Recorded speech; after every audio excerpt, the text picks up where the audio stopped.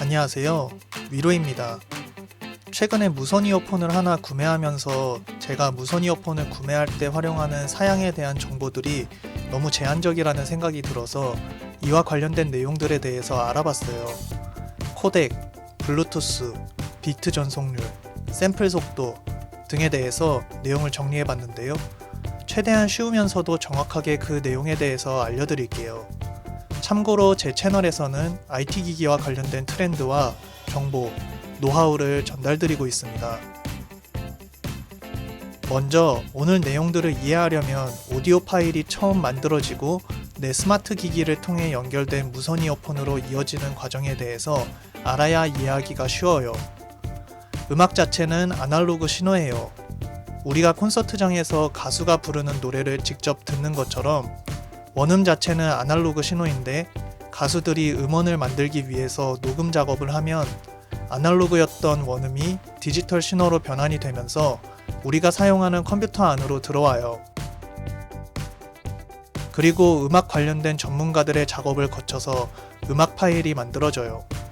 이 음악 파일은 mp3, AAC, FLAC, WMA, WAV 등의 확장자를 가진 파일로 생성이 돼요.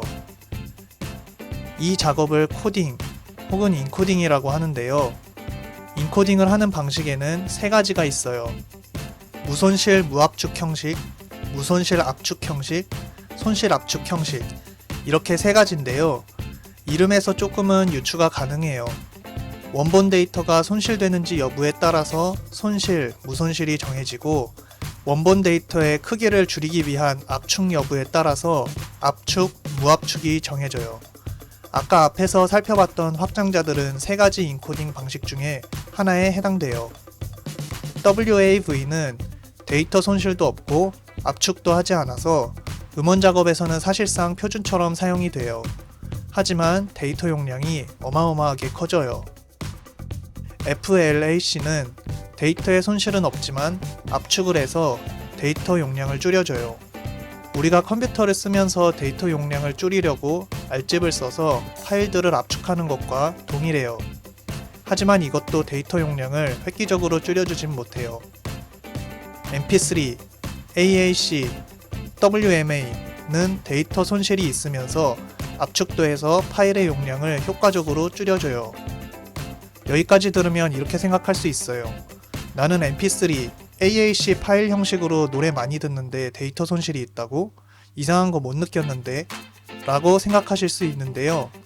손실 압축 방식은 사람이 인지하기 어려운 부분에 대해서만 데이터를 없애기 때문에 음악을 듣는 우리들은 손실된 데이터에 대해서 인지할 수가 없어요.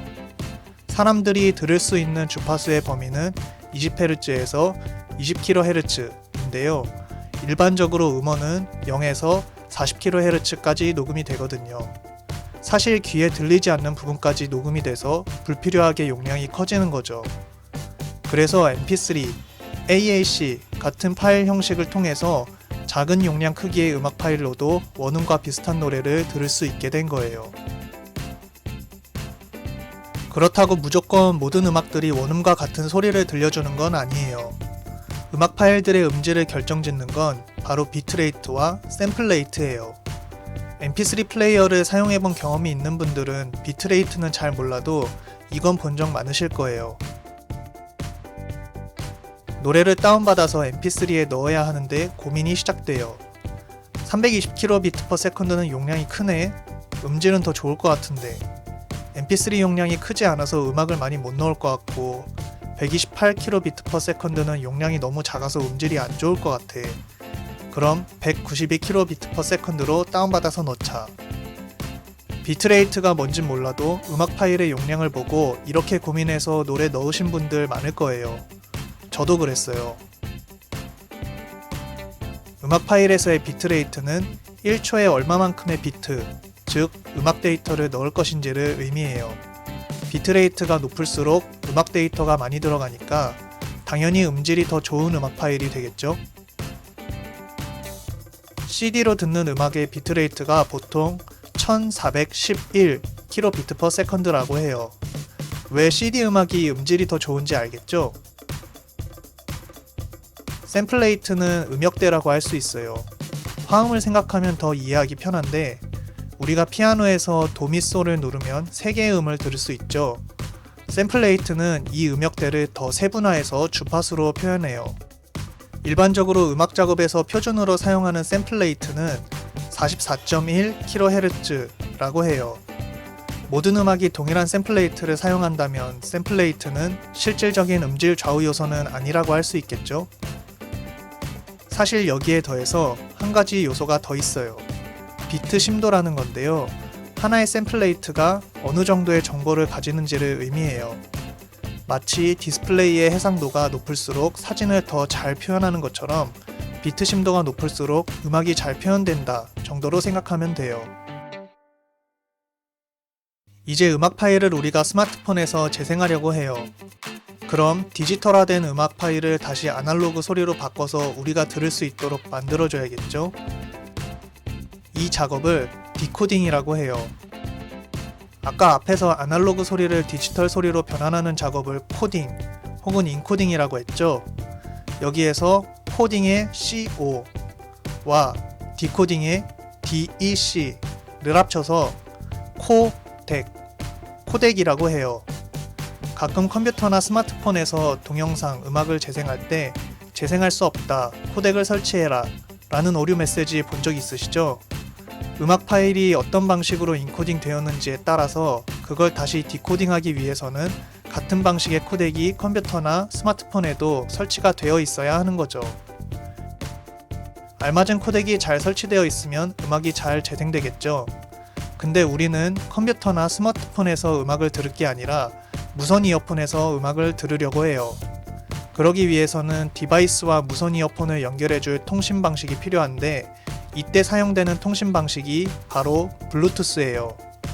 영상을 만드는 오늘 기준으로 블루투스 최신 버전은 5.3 버전이에요. 블루투스는 버전이 업그레이드 되면서 통신 속도와 보안성을 향상시켜 왔기 때문에 당연히 높은 버전이 들어가 있는 것이 좋아요.